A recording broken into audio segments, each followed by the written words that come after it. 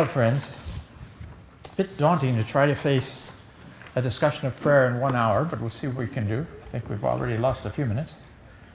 The question arises, well, God is God, and he's going to do what he wants. He doeth whatsoever he willeth, and he shall not be asked of his doings. That's one of the divine verses. So why do we need to pray? I think that this has been answered in different ways by the Master, but essentially it's to bring our will into correspondence with his will. Abdu'l-Baha told a story years ago. He said there was a man, a Baha'i, who was always supremely happy. And he was asked why, the man was asked why he was so happy, and he said, because everything I want, God does. The Master says, so how did that come about? And the man said, well, I found out that God does whatever he wants. So I brought my will into conformity with his will, and now everything that I want works out that way. So it's an interesting formula, and one which requires, I think, a lot of thought. By the way, this subject of meditation and prayer are pretty hard to separate. They are two distinct activities, but we'll be seeing them crossing into each other these 2 days. In a statement that the Master made with regard to the question, why pray, what is the wisdom thereof? For God has established everything and execute the affairs after the best order, and he ordains everything according to a becoming measure, and puts things in their proper places with the greatest propriety and perfection. Therefore, what is the wisdom in beseeching and supplicating and stating one's wants and seeking help? And the Master responded, know thou verily it is becoming of a weak one to supplicate to the strong one, and it behooveth the seeker of bounty to beseech the glorious, bountiful one. When one supplicates to his Lord, turns unto him and seeks bounty from his ocean, this supplication is by itself a light to his heart, an illumination to his sight, a life to his soul, and an exaltation for his being. Therefore, during thy supplication to God and thy reciting, thy name is my healing, consider how thine heart is cheered up, thy soul delighted by the spirit of the love of God, and thy mind becomes attracted to the kingdom of God. By these attractions, one's ability and capacity increase. When the vessel is widened, the water increaseth. When the thirst grows, the bounty of the cloud becomes agreeable to the taste of man. This is the mystery of supplication and the wisdom of stating one's wants, in other words, of praying to God. The verses of God have been given to us, and we have two major categories of prayers. We have the obligatory prayers on the one hand, and then we have the other prayers, which have sometimes been called occasional prayers, but I think they're constant prayers also. But you don't have absolute laws about how many times a day to say them or anything of the sort. Baha'u'llah himself talks about two pillars supporting the spiritual life, our individual spiritual life. One is fasting and the other is prayer. And he likens these to the sun and the moon. And he makes fasting the sun and obligatory prayer the moon. I think sometimes we lose track of how important fasting is. It's an annual period that we fast, but the qualities and things that are enjoined on us in the fast also bear heavily on, I want to find a quotation here for you, bear heavily on the reason for prayer in general, for obligatory prayer and so on. Shoghi Effendi is said to have cautioned the friends to be careful that the obligatory prayers don't become rote. That you're say, okay, I'm going to do the noon prayer, so you do it and it's over, and later on you wonder, did I say that or not? I can't remember, because you said it and it's past and you didn't think anything about it. And he said we should meditate on the meaning of the implications of the prayers. And actually the divine verses are such that they're filled with rushing waters and divine significances. And if we pause a second, we will always find new meanings every day from this prayer. It's a fountainhead for us, if we turn to it in the right attitude. So he's talking about the fast. He says, Shoghi writes, that it's essentially a period of meditation and prayer, of spiritual recuperation, during which the believer must strive to make the necessary readjustments in his inner life and to refresh and reinvigorate the spiritual forces latent in his soul. Its significance and purpose are fundamentally spiritual in character. So fasting, he says, is symbolic and a reminder of abstinence from selfish and carnal desires. Now, in the same way that God doesn't need our prayers, he doesn't need our fasting either. Both of these he's given us as bounties for us. And we should realize how important they are, that they, as I say, they are the two sustenances of the soul. They are as eyes to the soul, Baha'u'llah says in another place. In one place he says something very intriguing about fasting. He says, fasting is like a spider web. It's not in the compilation because we weren't sure when it was translated and proposed for the compilation whether people would understand it or not. What do they think? But you know, if you think about it, the spirit of fasting catches things in the air, in the realm of the spirit, that are not caught simply by the spider all by himself. He has this web that he creates around it, and that catches divine bounties. In the same tablet he says that it's like a dam. It stores up bounties, waters of divine bounty, and then you can draw on them throughout the year, so to speak. And I think we do feel that the influence of it following the fast, after all the efforts and things, there's a certain satisfaction that should go along with that. Obligatory prayers obviously are very important and should be said with terrific trust and confidence that they attract to us divine bounties. You remember that section in the prayer book, Shoghi Effendi's comment about the tablet of Ahmad, the obligatory prayers and healing prayer are endowed with a special potent significance by Baha'u'llah, and therefore should be said with great confidence and trust by the believers to draw the bounties from them.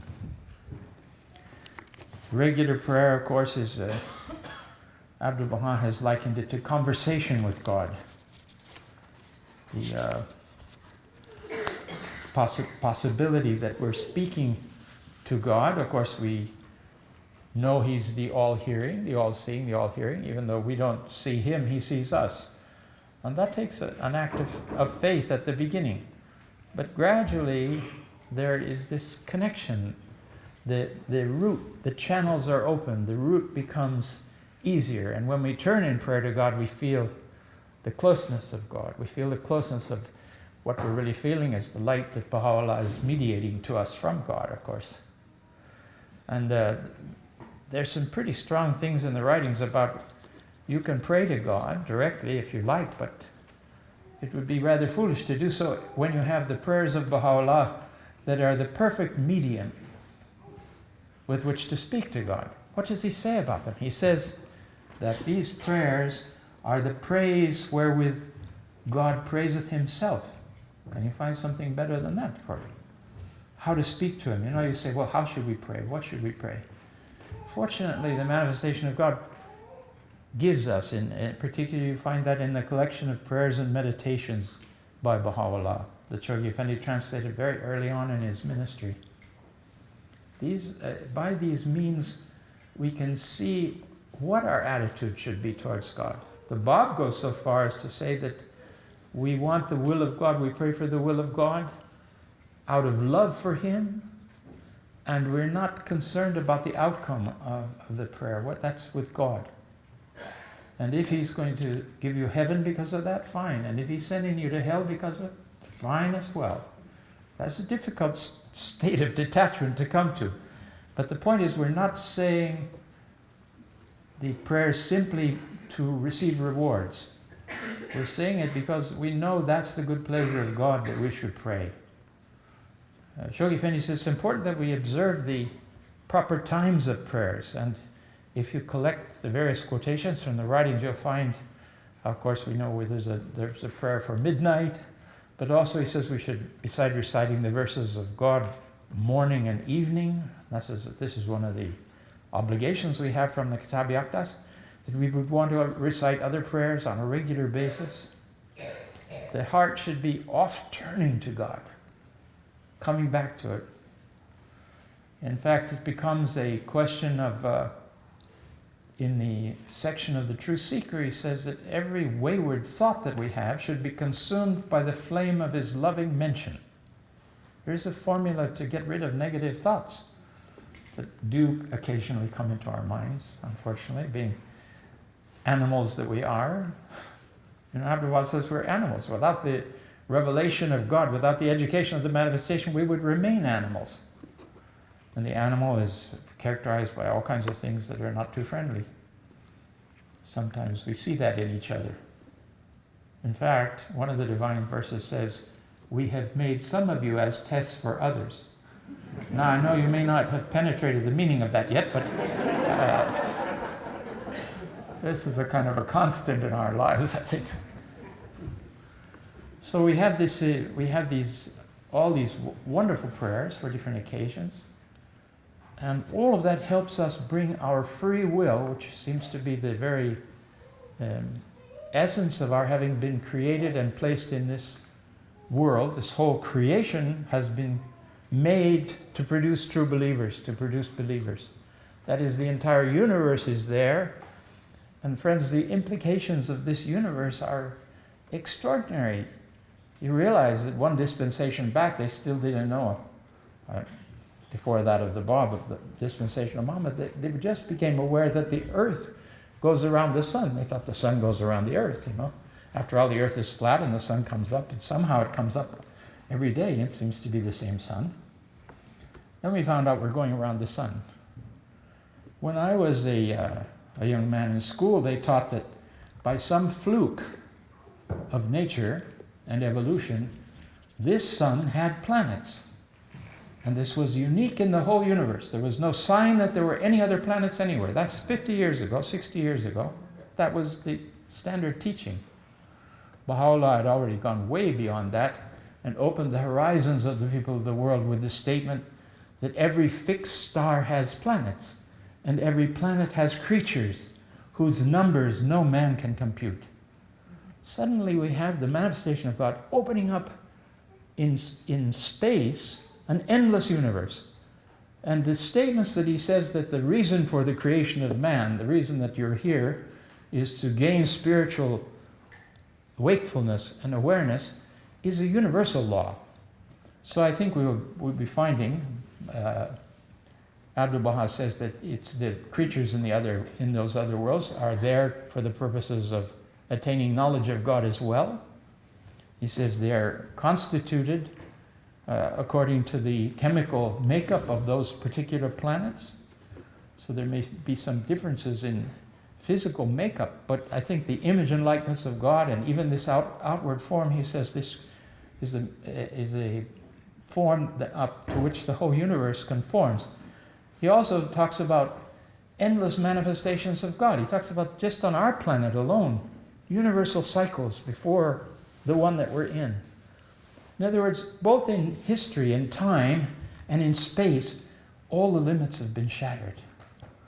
We don't know how to even approach that. But he tells us that we've been placed in this world of darkness at the beginning for us, so that we might come to appreciate light. And all of the negative things that we think, that, for instance, illness, is so that we could recognize health. If there were never any illness, how would you know what health is? So through this variety of darkness and light and good and evil, we come to understand what the purpose of God is, the bounty of God, and he invites us to reflect his light. And he tells us that it's hidden within us, it's latent within us. How shall we awaken it? And it's through a life of devotion, of prayer, of service, all these closely related, as we'll see in the course of the week here, and you already know from your own studies of the writings. We come aware, and we fulfill what the Bob says. He said, God has given us free will in order that we might choose the will of God. And then he adds, any other use of this power of free will, is illicit. It's not made for, you say free will, so I can choose what I like. That's what God is, yeah, he's done it. But one of the things results in life and heavenly bounties and awareness, and the other results in all kinds of disasters and the animal nature of man ruling over us. It's like as a man who, the spirit of man is like the rider and the horse is like the body. And any of you that have ridden horses, you know that you have to have the horse under control, or the horse will take you off where you don't want to go. And he may throw you off as well, you don't know. So we have to know the rules of riding, and then the mount becomes the means of our ascending to magnificent heights under full control of the body that we've been given.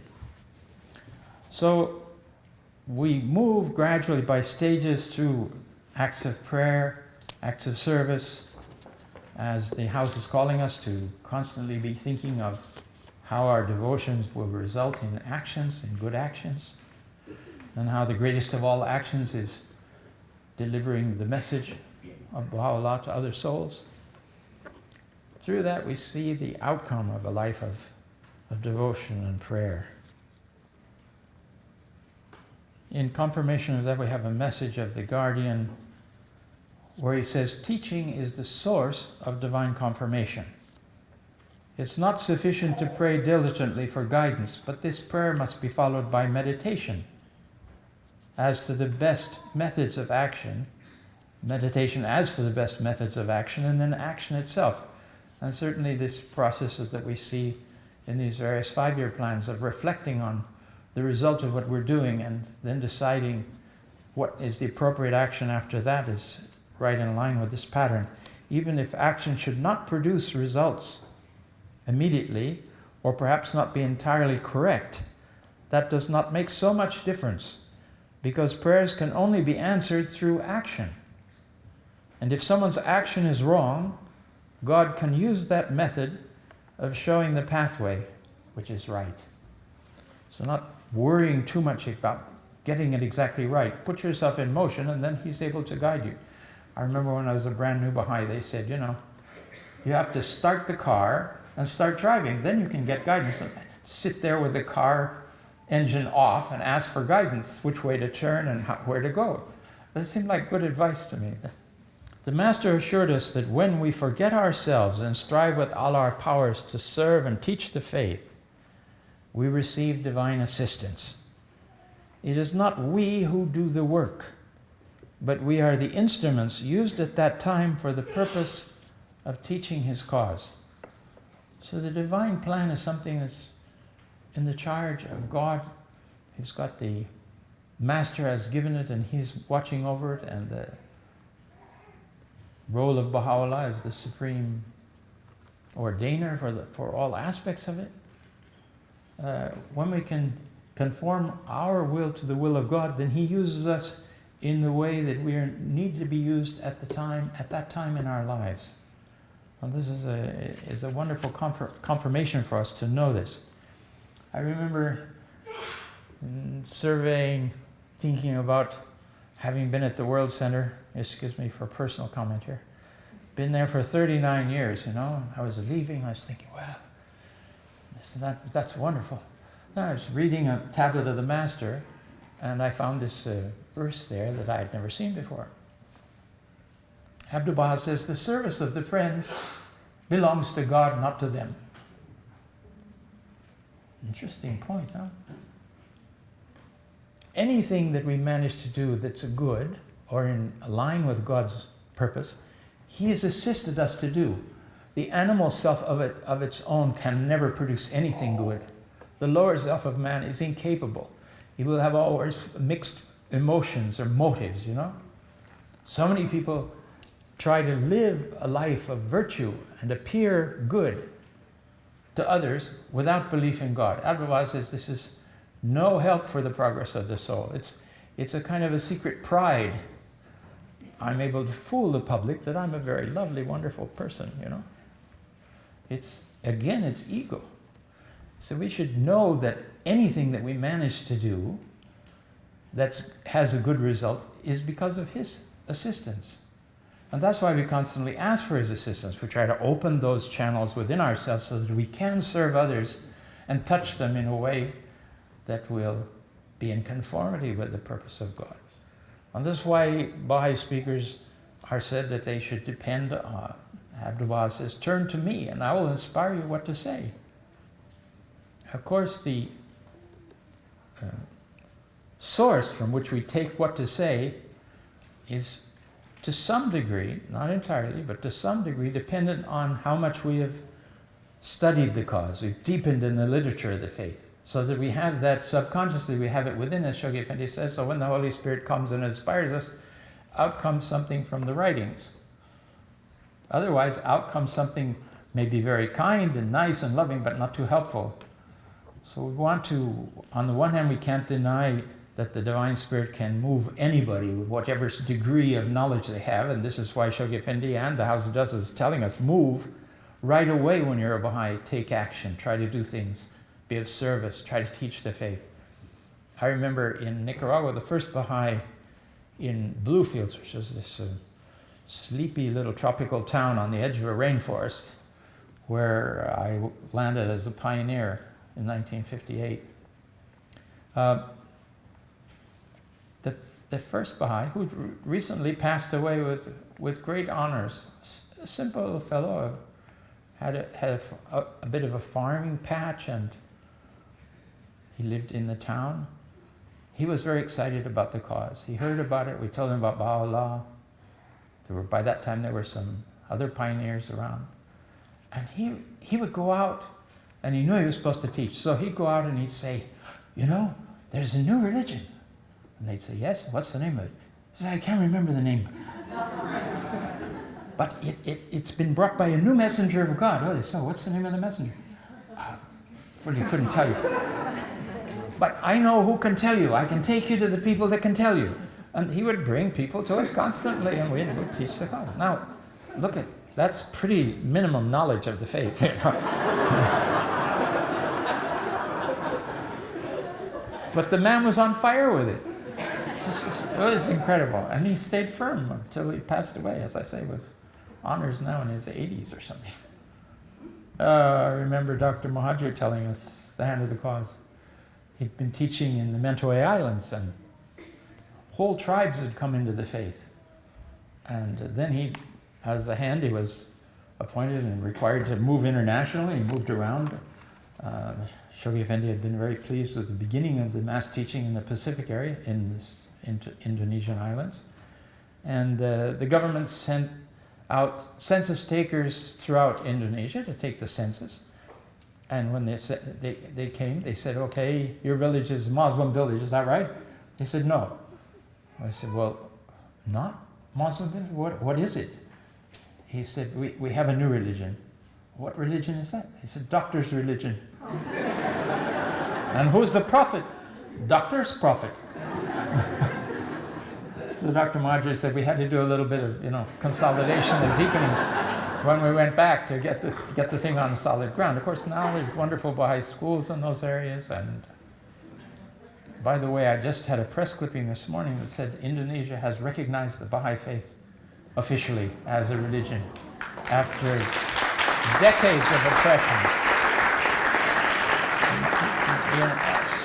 So many of the Baha'i teachers have been jailed there, and difficulties. You hear it's not as bad as Iran, but they had their hard times, and it was difficult living. And now suddenly this has opened up. And we knew from the time that I was in Haifa that some of the leaders of Indonesia, some of the heads of the great parties were aware of Baha'u'llah and were recognizing the influence, influence of his teachings. So, yes, on the one hand, we have to pray and we have to study in order to deliver the message. On the other hand, we have to depend and know that the bounty of God and the blessing of God is the means of us being able to accomplish anything, that we don't accomplish it by ourselves, and we can't take, dangerous for us to take pride in the fact that we know the Baha'i history very well, or I don't have much pride in that area because I don't remember the history very well, but this is important for us to have these sources of inspiration, but realize, as it says very clearly, Baha'u'llah says in a verse in the Gleanings, all good comes from God, and all evil from your own selves. It's a bit startling because we're living in a time of glorification of the me society, and we want to do things for us and to make ourselves happy and so on. This is really a distortion of what Baha'u'llah is saying to us. And we have to renounce our own desires and passions, and we have to bring our affections, those things that move our will, that give us the desire to change, we have to orient those to the verses of God. And the daily influence of the prayers, obligatory prayers, and the repetition of the verses morning and evening hones this process for us, develops it so that the divine bounties can flow into us, or flow out of us, if you will, because they are already in us. And ultimately, this process is the act of martyrdom, but it's a living martyrdom. It's sacrificing ourselves for His will, becoming instruments of His purpose. And the source of great happiness, the source of infinite knowledge, Abdullah promises, is to bring our will into conformity with His will.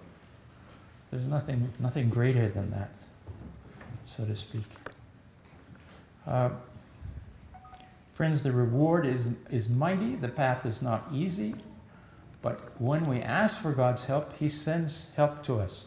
And sometimes that help is not in the form that you would welcome if you knew ahead of time. Because He tests us, He profoundly tests us. But He says He doesn't test us beyond our capacity.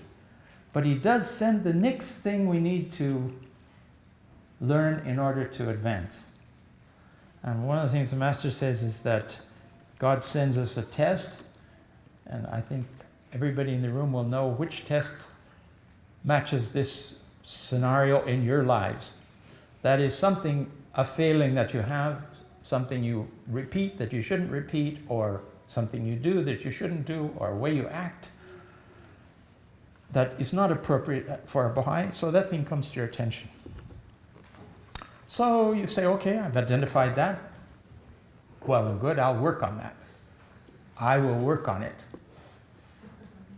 I pray, give me strength, The test comes back, I fail it again. It gets a bit boring after a while, Okay, God, I'm gonna fix this, I promise. No. Abdullah says you fail it again and again and again until you become, and this is the essence of this thing, you become desperate and you realize you cannot overcome that shortcoming.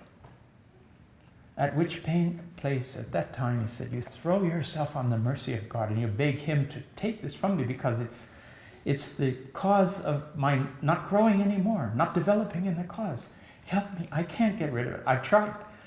We can't solve it. He has to solve it. Then Abdul-Baha says, God comes to your assistance, and that test is lifted. Behind it is standing the grim face of the next one that you will quickly identify also. And maybe you think you can resolve that by yourself now, but it doesn't work. You have to. This is the weak one supplicating to the strong one. The realization that we cannot do this on our own. And then depending, trusting in Him, depending and leaning on Him. Abdullah says in one place, he says, if your life is too difficult, if you're surrounded by too many difficulties, he says, lean on me. This is so sweet the way the Master says this. Lean on me so I can put your head on His shoulder and take comfort whatever difficulties are surrounding you, and there'll be plenty, as we know.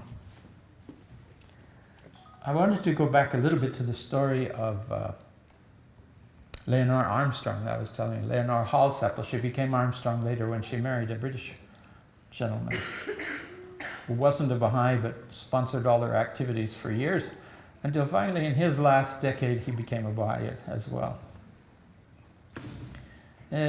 She was very modest and humble, and she said, you know, I'm not a speaker, I'm not a public speaker, or not a teacher really, and I would beg all the time, you know, to Baha'u'llah and the Master to assist me.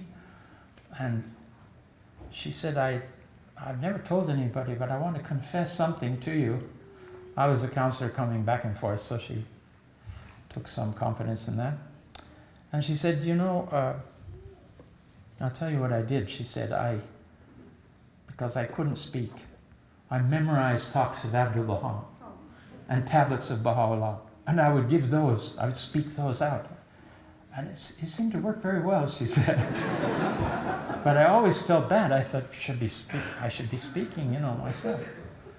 So I was able to tell her that I had heard a story from the Guardian, actually in the form of a pilgrim note, where he said there were 3 levels of Baha'i teachers. The Baha'i teachers went through 3 different stages. The first stage, he said, is you're attracted to the faith, but probably you like better one teaching of the cause or one principle more than the others. So he said, whenever you speak about the cause, you will deliver that principle, because that's the one that you're most convinced and familiar with. And then you'll add, he said, some ideas of your own to make it more interesting, you know. Effective, but not too effective. And also it doesn't conform with Abdul Baha's formula that you should look at the seeker, you should investigate and hear from the seeker, so that you know, out of the great medicine chest of Baha'u'llah's guidance and tablets, which remedy to give first. There's some remedies in there, if you give them first, it kills the poor person, the patient, you know, like one place here, Shogyufen, he says, he would advise you not necessarily to start with such a difficult topic as no wine. I'm going to interrupt it and I'll come back to the story, but I want to say something about Dr. Muhajir in South America. He was with us, we all met, the counselors met with him in Peru years ago. That would have been in the late 60s. And we had a press conference, very successful press conference, and then we had a public meeting. And the public meeting was about the size of this gathering here. A lot of Peruvians were there. And he gave a talk, a 20-minute talk, which became 40 minutes with a translation. I was a translator, going back and forth from English to Spanish. It was such a brilliant talk. It was so fresh. Because he was concentrated, constantly moving, teaching the cause, he had this flow of inspiration. It was out of this world. That talk was it left the audience, I would say, homogenized. It was just so nice and creamy, and the whole audience was there. So the chairman of the NSA was the chairman of the meeting. He said, will he take questions? So I asked him between, okay, if there are any questions. I wouldn't have thought there should be any questions. A man in the 3rd row with a big red nose. Yes? What about wine?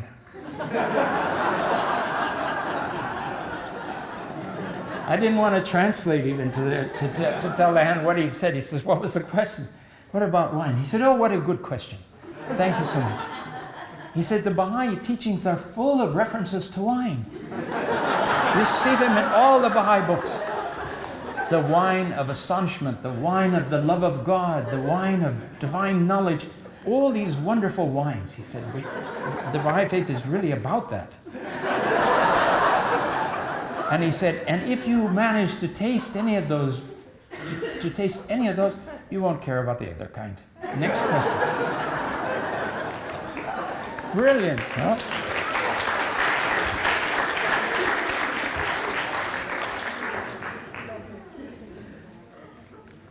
God can help us and use, as the Master says in one place, our mistakes to advance the cause. Don't be too upset if you don't get it right, you're trying. And sincere efforts. He can make out of sincere efforts victories for the cause. That's a whole volume by itself, I suppose we could write.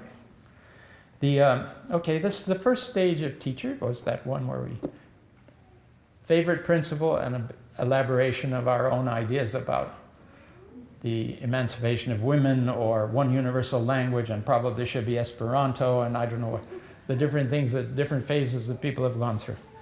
The second stage, he said, is when the believer faces the literature of the cause, studies it to the point where when he speaks, in his own words, he conveys the reality of the truth of the cause. In other words, he gets the teachings right and in a more balanced form.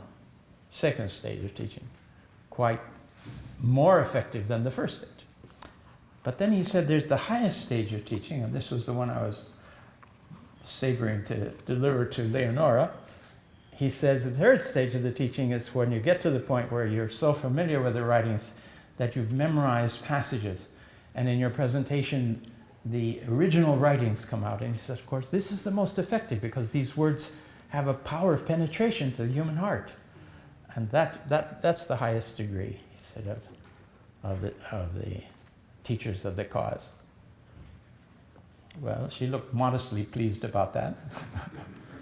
Then she told me a story about going to the Amazon. This is a small, very modest lady.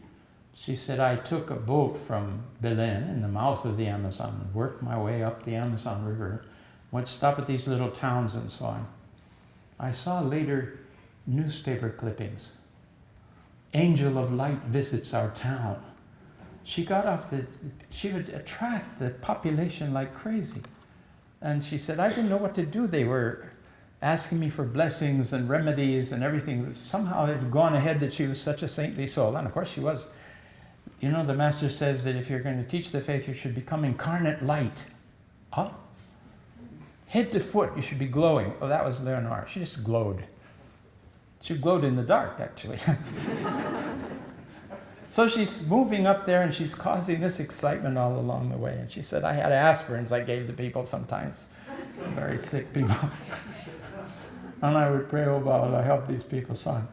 So she said, finally I got to Manaus. Manaus is the capital of the Amazon, a city of about 50,000 people in those days. It was following the First World War, and that had been the center of rubber exportation.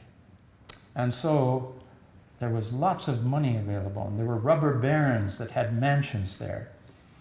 And they were bored being so far away from Europe and from America that they built a replica of the Paris Opera House in Manaus. Can you imagine? It's still there. Beautiful thing. So Leonora said, I got to Manaus. I said, did you know anybody? She said, no, I didn't know. I didn't have any reference to anybody. I didn't know anybody there. She'd been in Bahia before that, in Salvador, Bahia, for some years.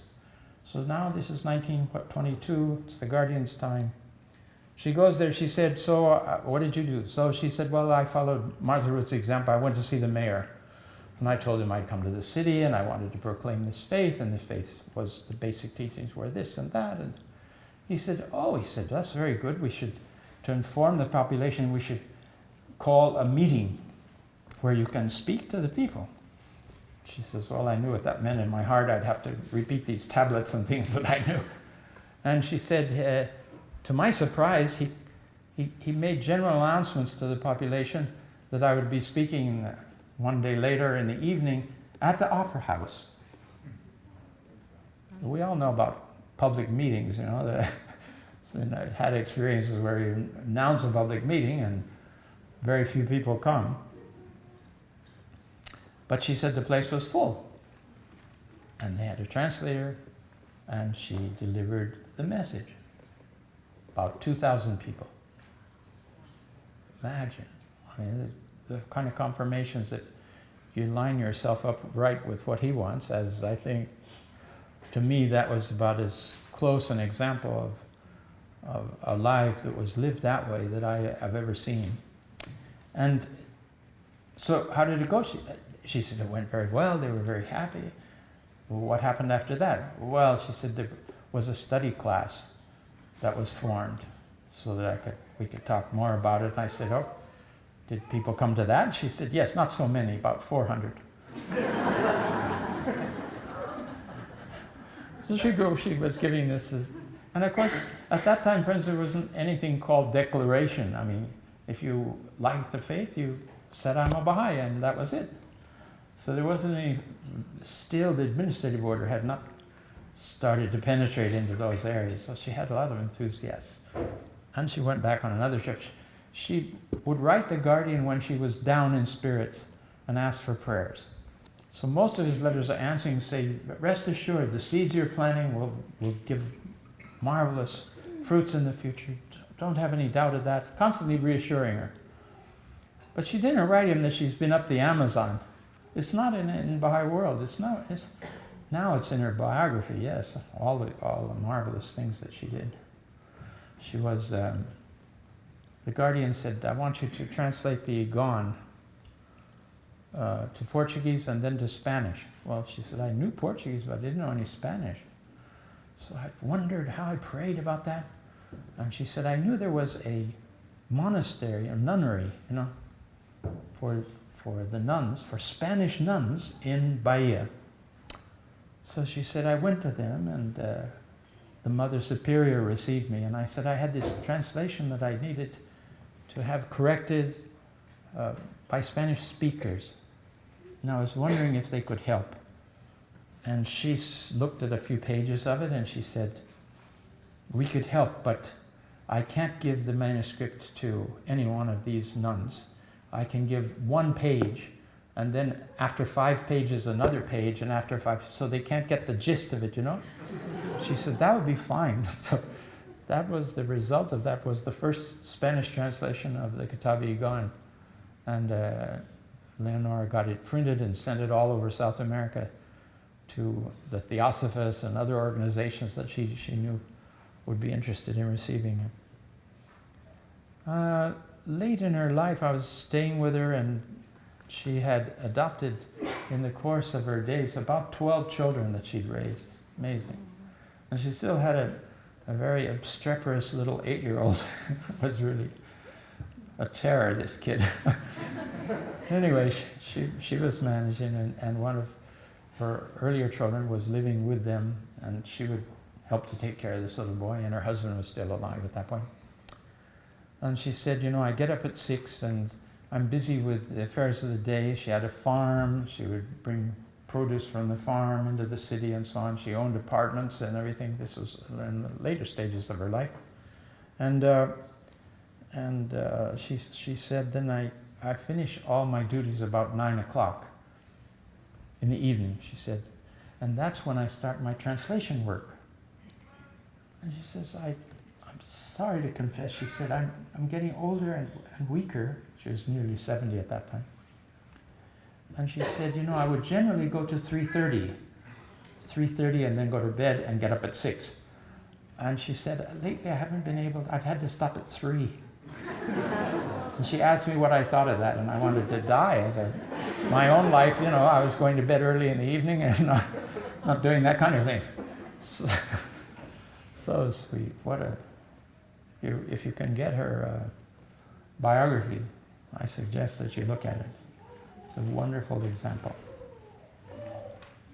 Now, back to this question of a life of devotion, of prayer, and attending to the will of God, and reading the verses of God so that those particular parts of our brain and our consciousness that we have acquired from others in the course of our lives, first from our beloved parents who don't always get it right, and then by school children, and finally by the teachers in the school, and then by our peers when we're teenagers, until we reach the age of 16 where we know everything, and then 17 when we find out we didn't really. So all of these phases of life, we acquire knowledge, and we have a very different outlook. If you travel around the world very much, you see that the people have different ways of viewing life because of what they've inherited from their surroundings. Then we have the media on top of that, and we have the literature, general literature in the countries where we live. So all these things telling us what life is about and how we should think and how we should understand. And even science, which should be the source of knowledge to us, oftentimes is engaged in theories and ideas which don't conform to the divine word immediately, like the question of no planets except here, and now we know that the universe is filled with billions of planets. So all of that needs to be gradually replaced by attention to the divine word, reciting the words of God, reading the words of God. It's as if it removes bad cells and puts good ones in its place. And from, the question of crystallization, Shoghi Effendi talks about the New World Order crystallizing in the consciousness of the world. So likewise, our own Baha'i life, our own relationship with God crystallizes within our consciousness as we apply the salts to this murk of our inherited consciousness and the one we've borrowed from everybody else. The salts of the verses of God, of the revelation, gradually bring it to the point where it crystallizes. And that's a new stage of our existence. Remember, he says that the soul is a heavenly gem. The quality of the gem is that it reflects light and it also refracts light in new ways. So the excitement that comes when our consciousness is clarified through a life of prayer and meditation and service, gradually as that new consciousness comes into being, then we're assisted to perform, I think, services of a much greater order than we previously could even conceive of. And so this is the reason that we need to devote ourselves to our prayer books, to the knowledge and study of the writings that we'll talk about on another day.